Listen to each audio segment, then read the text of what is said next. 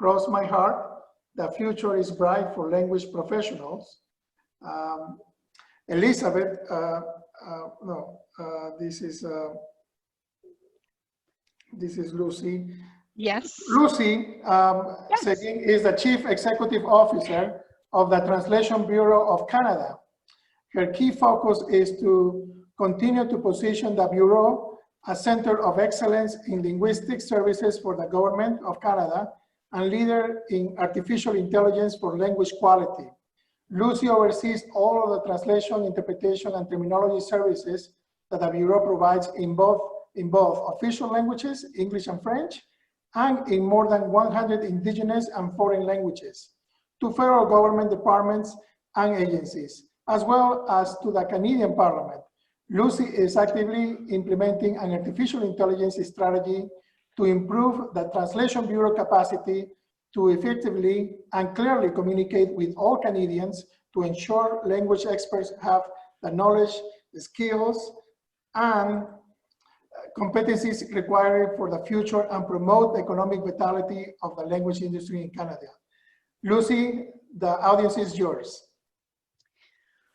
Thank you very much, David. And it was a great presentation, Elizabeth. I feel like I was confused sometimes. Was I hearing from a language expert or from a relationship expert? But I think you are both. And I think it takes both to be able to do the work that we all do. So I'm going to share my screen. David, can we see the screen correctly? Yes, we can see it. Okay, super. So I thought my title would be thought-provoking, but I will give the kudos to Elizabeth because I was totally drawn in, I'll be honest, to her presentation, firstly by the title, but the content was really amazing. So merci pour l'introduction, David. Lucie Seguin from Canada, from the federal government, actually. I'll just try to scroll through my presentation here. There you go. I won't go through the overview. I'll dive right into the giving you a little bit of context. The government of Canada has a commitment, more than a commitment, a constitutional obligation to communicate with its citizens in both official languages, English and French. This was recognized in 1982. So the Translation Bureau is really a language service provider which sits inside of the federal government, so a public LSP, one of the few around the world, but we still operate very much like a business. The Translation Bureau was created in 1934, so we are 86 years old. I'm happy to say I wasn't at the helm in 1934, but I did join the Bureau 5 years ago, and things have been changing a lot. The Translation Bureau employs the largest number of translators, interpreters, and terminologists in Canada. We have over 1,200 employees, and we operate on a cost recovery basis, and we are an optional service. That means that government departments can choose to go directly to the private sector to obtain their services. Very quickly, you know, it is a very famous Winston Churchill quote, but never let a good crisis go to waste. So we saw at the Translation Bureau, you know, we seized the opportunity, I would say, to provide critical linguistic services during the pandemic. The person that you see on the slide, on the right of your slide, is our Prime Minister, Justin Trudeau. And one of the services that we provide, and we had to scramble very quickly to provide during the pandemic, was the camera-in-camera sign language interpretation. So you have, in Canada, we have 2 sign language interpretation languages, so American Sign Language and la langue des signes québécoise, so English and French. And we had to scramble when the pandemic hit to make sure that we were able to convince our Canadian broadcasters to include the camera-in-camera interpretation, and this is what you see here. Our Prime Minister offered daily press conferences to Canadians. So what we have seen emerging since the pandemic is an increased need for linguistic services to be provided remotely.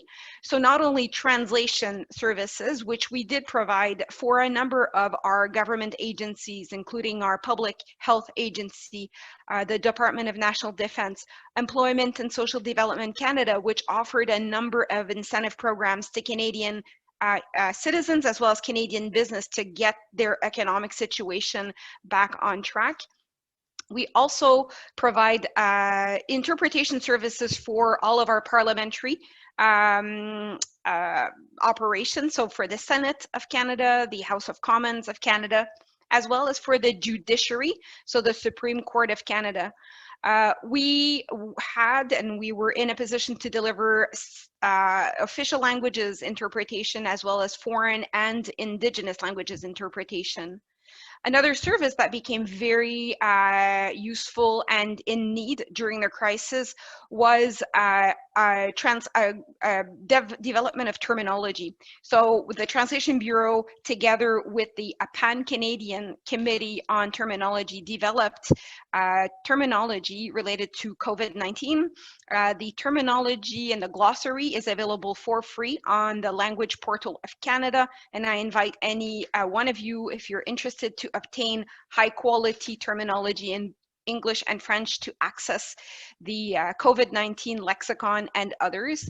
But that was really important. That glossary ensured that all federal government institutions communicated coherently and consistently to Canadians during the pandemic on really important things like basic things like washing their hands, to all of the very highly technical and scientific information related to the pandemic, to the vaccine development and other issues.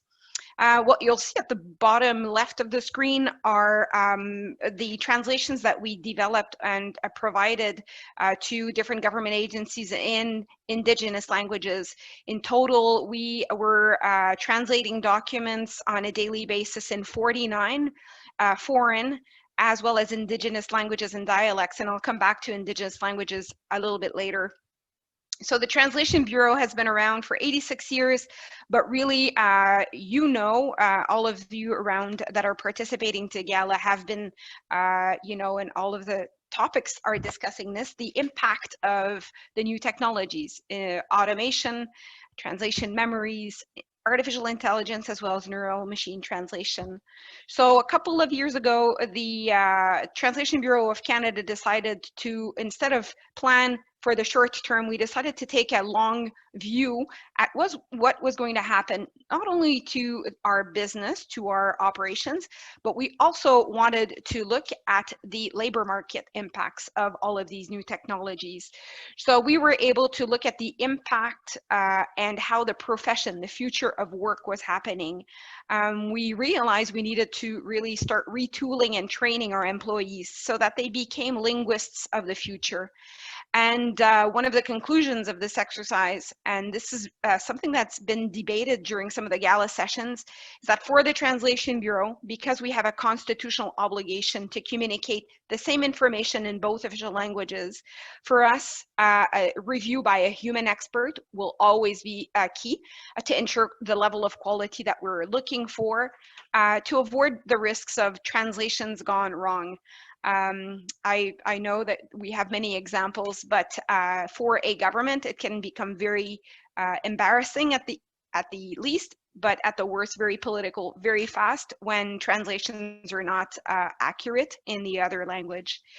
We consulted broadly, not only in Canada domestically with all sectors of the language ecosystem, but we also worked with international stakeholders, international translation, as well as interpretation associations to make sure that we were, getting feedback from around everyone from the perspectives. So from the industry perspective, this is some research that we have harvested from CSA research.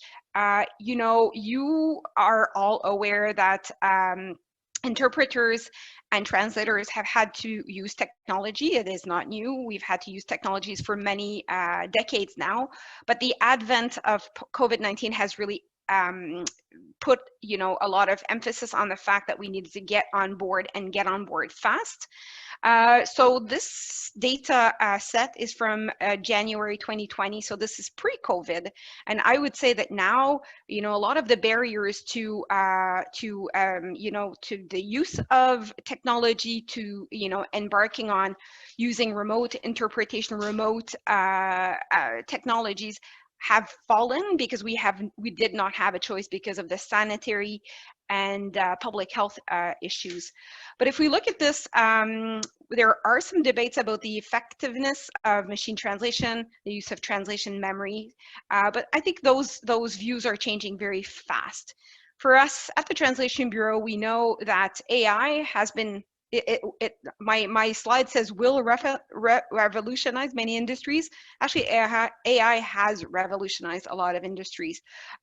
We are only seeing the beginning. The language sector is not the only one. You know, we can say architecture, engineering, banking, insurance, everything is changing. NMT is everywhere. I have, at the Translation Bureau, we have a consultation committee with the industry in Canada, academia, and the professional associations. Everyone is using NMT and AI. So the question is, how do you leverage it and to ensure quality? We're looking at also linguistic service workflows to make sure that everything is automated, to reduce those repetitive tasks that can be super boring. Elizabeth alluded to some tasks that she did when she was a translator that were really not the most stimulating. So we're looking at making sure that we position the work so that our employees are providing their professional judgment, that we have more rewarding tasks, making them more happy in their workplace. We are in the midst of implementing a new secure techno-linguistic platform. We've baptized it GC Lingua for Government of Canada Lingua, but it will be a translation management system on steroids. It will include all of our linguistic tools, including our terminological database, our translation memory, but it will also include AI and neural machine translation tools. AI to automate our processes, but also AI to do things like assign the translation job to the most qualified translator. So we're innovating in that area. We are starting implementation this fall, and it will take us at least a year to implement, but things are started. We really are taking action for a bright future as the employer of over 1,250 people. It's really important for us to focus on an effective, agile, and qualified workforce. So we are partnering in Canada, and I'll speak at another panel discussion tomorrow to talk about the collaboration we have with the academic sector in Canada to ensure that curriculum development and research in NMT and AI actually follow what's happening on the ground in Canada, but also abroad. I don't know about your countries, in other countries, but in Canada, what we found is that a lot of the university programs have not evolved to the point where we get employees or students or graduates that can hit the ground running. So we have had, as an employer, to invest a lot in training and retooling our employees. But that's always done in collaboration with all stakeholders of the ecosystem, because we've realized, and this is one thing that is a takeaway for us that I would share with you, is that we cannot go at it alone. We need to collaborate with all sectors of society to be able to thrive and remain viable and remain relevant. So we are identifying skill gaps, renewing learning roadmaps for language experts of the future. And we also are investing a lot in change management and communication strategy so that employees understand why we need to change and that they eventually can help find solutions to implement the change. So this brings me to the end, or close to the end, of my discussion, and this may be a little bit different from what others have done, but I have some questions to start the discussion. I'm curious, about hearing from you and learning from you about how you have tailored your training approach to keep pace with the rapid transformations that are happening. How are you staying nimble? Also curious to hear from other parts of the world about how can freelancers and small businesses sustain the investment that they need to make and stay current technologically. Do you have any examples to share with me or with us? And also, have you made any changes to your contracting and subcontracting tools as a buyer? And also as a giver of work, I'm always interested in knowing what are some innovative contractual tools that you've developed to be able to fairly compensate freelancers for working in a posted edition or NMT dominated world. How do you describe your new reality of post edition? Have you changed your approaches, your business models? So I would basically, at this point, David, turn it over to you to see if we have any questions, and I'd be happy to take the questions at this point. Thank you, Lucy, for your presentation. I'm amazed about how much you have been able to cover in such a little time. So that says a lot about you. So yes, we have questions from the audience, and I will start reading. The first question comes from Constantine. He asked, Lucy, is there a plan to run a maintenance program on existing translation memories at the Bureau and further them into data sets to train machine translation? Yes, great question, Constantine. Happy to connect with you virtually. I was happy to see that you were attending. So the Translation Bureau has a massive corpus of translated terms. We have more than 4 billion words translated since the beginning of the time where we created electronic databases. I believe this needs to be verified, but it is one of the richest English-French databases in the world. What we will be doing with our GC Lingua system is that what we found is that in order to maximize the efficiency of our AI algorithms, what we'll be doing is creating different translation memories depending on our clients. So we have, for example, national defense clients. We have environment and climate change as our clients departments. We also have, medicine, public health, and veterinarian health. So what we intend to do is create translation memories that will be specifically meeting the needs of each of our clients to make sure that our AI engines are more render higher quality results. But it's a great question. This is a plan. We haven't done it yet. The next question is from Patrick. Thanks for your presentation, Lucy. What were the main drivers for the decision to develop your own management system and not pick something off the shelf? Oh, thank you. Good question. I should have mentioned we did proceed with an open and transparent procurement process. And the vendor that was selected was SDL. They won the procurement process. So we've basically taken SDL as our shell, translation management system, and we're basically adding on some pieces that are proprietary to the Government of Canada, including our Termium database. And by the way, our Termium 6 database is terminological tool is available free of charge through the Language Portal of Canada. I think I have the link here, or I'll find it. You're all welcome to use it as well. So the shell is the SDL translation management system, and then we're adding pieces that are proprietary, owned by the Government of Canada. The next question is from Catherine. How big is the current skills gap between Canada's academic programs and the needs of the Translation Bureau? How is the Bureau planning to help bridge that skills gap? Thank you. Thank you very much. Very good question. I should say that there are some Canadian universities that are at the global edge, leading edge of the AI development. I will quote Université de Montréal with the Yoshua Bengio, who's one of our experts, leading global experts located here in Montreal, and world renowned. We have 4 AI hubs in Canada, and some universities are attached to them. But what we've been seeing is that there are over 10 different universities that teach translation.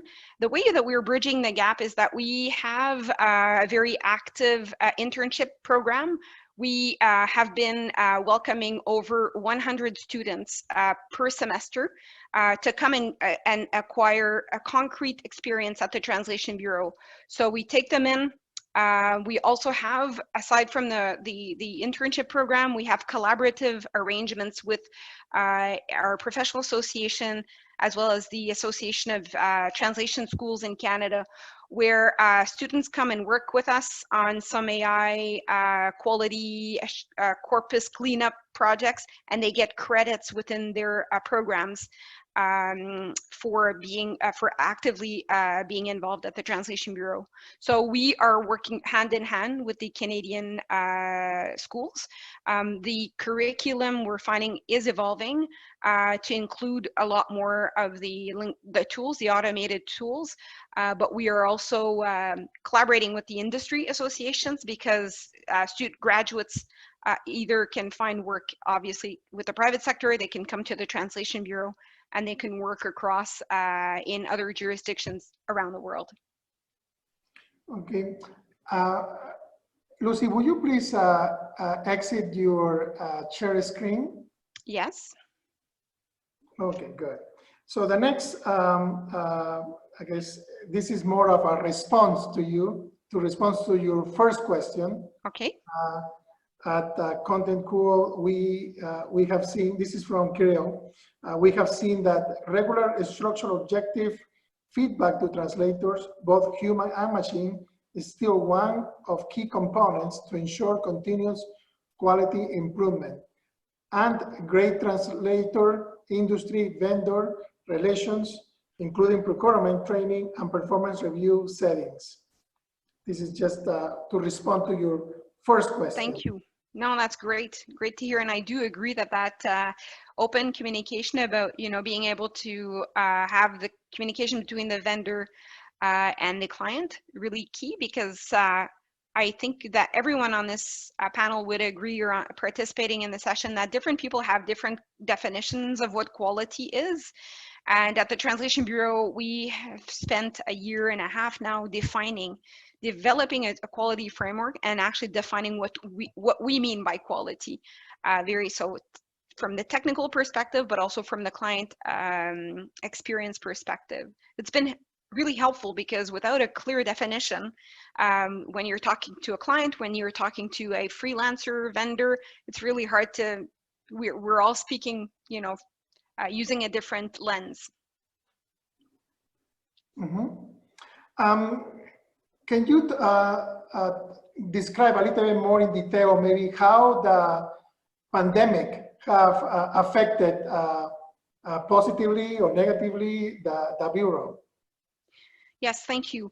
So at the Translation Bureau, I can say that on the positive side, what we saw was that our professionals were able to, meet the demands, the increased, huge demands for to get high quality communications out to Canadians very fast, whether that be through translations, interpretation services. What we found, though, was that we saw a dramatic reduction in our volumes of translations, in our revenues as well, because most government departments, most sectors of society basically ground to a halt. The activities were really basic.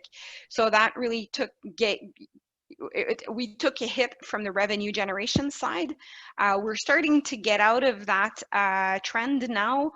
We're seeing that our volumes and our revenue levels are back to where they were at same date last year. But we have seen, so that's on the economic side. On the human side, I would say that the health is really at the core, health and safety of our employees. So we had to put in place a number of sanitary, social distancing measures. For example, our interpreters that go to Parliament to interpret the Prime Minister, they had to go to work every day in March, April, May, June. Also emotional health. We saw a lot of our employees struggling to meet the uncertainty and the high demands on their professional lives, but also anxiety about their personal lives. In Canada right now, we're seeing a second wave of COVID-19. Schools had reopened, schools are now closed, so kids are coming back. So it's really been putting a lot of strain on our employees, and we've been investing a lot of resources to make sure that our employees get the emotional support, psychological support that they need to get through this really tough time. Mm-hmm.